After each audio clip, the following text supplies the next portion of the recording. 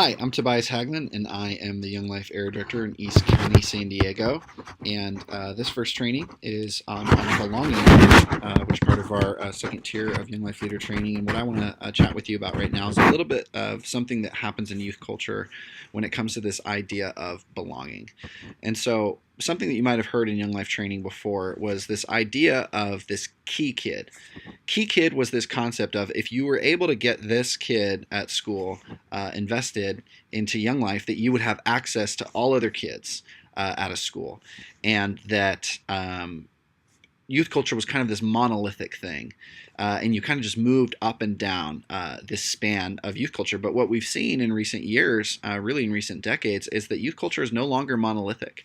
It's not like the captain of football team is at the top and the head cheerleader is at the top, or the student who's first in academics is at the top anymore. There are thousands of mini youth cultures all over any high school campus that you walk onto, and they're really difficult to navigate. And so as you develop a relationship with students, it's important to understand how students experience belonging, because how they experience belonging is going to determine where they place themselves physically, emotionally, in relationships. And that's really important for Young Life leaders to understand, because a question that they can be asking is, who am I to this kid? What is Young Life to this kid? And I think we have this worship of the one-on-one and the worship of the moment when a kid decides to become a believer, that we usually try to point everything to these singular moments and these places where we want to get kids to go. But there are a lot of kids that love Young Life and experience their relationship with a leader at a depth that doesn't feel satisfying if we have this ideal that seems almost unreachable with every kid. And so I want to have this conversation about belonging. So there's something that this is a normal concept, but what you might have seen in church youth culture or within the church in general about people who go from the non-belief to belief, from going to being an atheist or whatever to being a believer, is this idea that they would believe, and after they believe, they would behave, and after they behave, they would begin to feel like they belong. And that's a lot of people's perception of what it really means to be a part of a faith community. Is they've got to believe it first. And then after they believe it, they've got to act like it. And then when they start to act like it, then they'll belong. And when in reality, there's an opportunity for kids to instead to flip that around and to belong first, and to begin to reflect the behavior of the people around them, and their behavior changes. And then after then, they really start to believe. They really start to understand who they are. And so that's the 3 Bs. You'll get a question about that. But we're trying to flip that dynamic a little bit and help kids understand that they don't have to believe first in order to belong, but that they can belong in Young Life. And then that hopefully may lead to belief for them. And that's our hope and that's our prayer, but that's not our requirement in order for them to experience belonging. And so a statement I want you to remember is we must offer unconditional belonging prior to belief.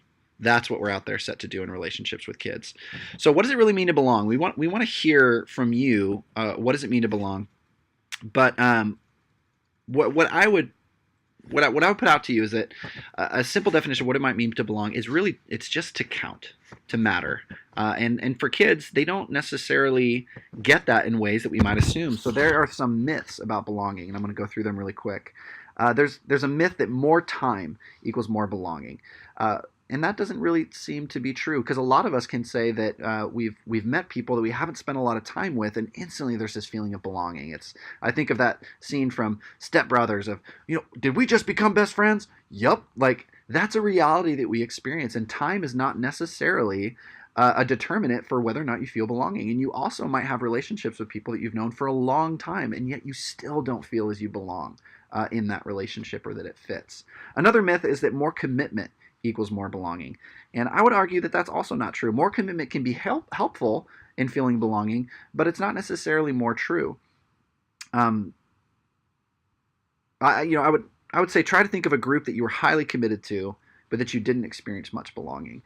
For example, I'm highly committed to paying my taxes. Do I feel like a lot of belonging and a lot of connection to my tax preparer? Not necessarily, no. I have a lot of commitment to paying my bills. Do I feel a sense of belonging with SDG&E or with the water company? No. So you can be very, very committed to something and it be very important to you, but that doesn't necessarily mean that you feel like you belong. Another myth would be that more purpose equals more belonging. I think a lot of people fall into this one. But what I would say is, I want you to think about the places where you experience belonging where there doesn't appear to be much of a purpose. You could also think of a place where you belong, but you don't really accomplish much. Think of something. There's a lot of communities that people are part of. Like there's gaming communities, video gaming, and some of us may not feel very close to that. But there's a lot of kids that feel an extreme sense of belonging with their online clan or with a group of people that they do these games with. But it accomplishes nothing. It's literally a waste of time, and that is part of what the belonging feeling comes from for them. So having more purpose to something doesn't necessarily connotate more belonging. Another myth is that more personality equals more belonging. And what I mean by that is that we might believe that extroverts and introverts experience belonging differently.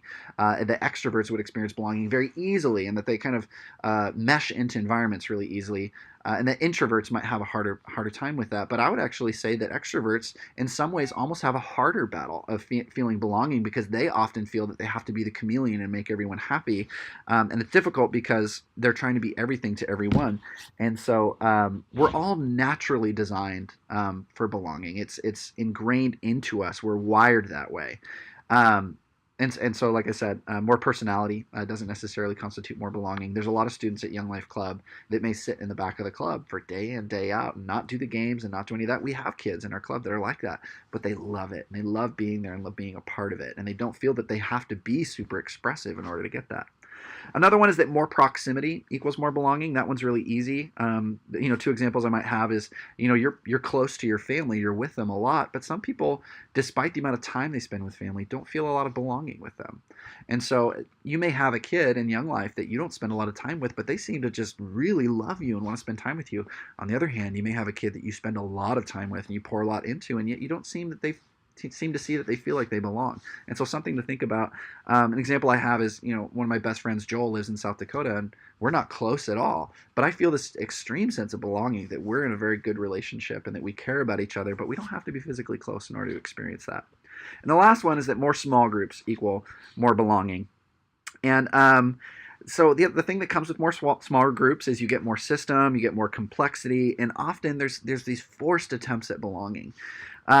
And so, the question I would ask is, who's had a bad experience in a small group before? A lot of us have done small Bible studies or things like that. I know I've had ones that I haven't enjoyed very much. And so something to think about, that you don't necessarily have to have this group, squad, my guys, my girls connection in order for kids to feel like they belong in Young Life. And in order for you to feel like you belong as their Young Life leader as well. So those are just some things that I want you to think about. There's some questions below to get you thinking and to get you moving. But hopefully this was helpful in helping you rethink how kids might be experiencing belonging, and then maybe just disengage or at least deconstruct some of those ideas that you might have had coming in, thinking that you needed to see this in order to feel like you're doing satisfying work with kids. So I hope that this causes you to think a little bit. So thanks for this, and I'll catch you in the next video.